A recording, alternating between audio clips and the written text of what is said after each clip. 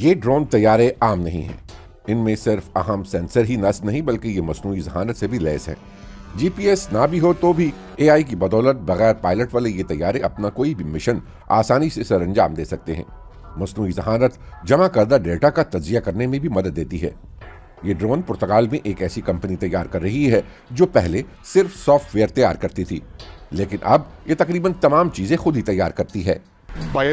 جب ہم ڈیزائن اور پروڈکشن کے تمام کام خود کرتے ہیں تو سبھی کام ایک ہی چھت کے نیچے ہو رہا ہوتا ہے اور ہمیں ضروریات کے عین مطابق جدید ترین حل فوری طور پر تلاش کرنے میں مدد ملتی ہے۔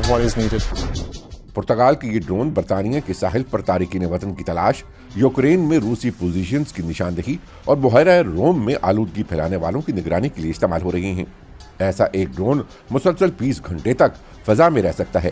اس کی قیمت 10 لاکھ یورو سے کچھ زیادہ ہی ہے، لیکن اس کے باوجود یہ انسان بردار طیاروں کے مقابلے میں کہیں سستے ہیں۔ اسی وجہ سے پرتگالی ڈرون ساز کمپنی ٹیک ایور کا کاروبار تیزی سے فروغ پا رہا ہے۔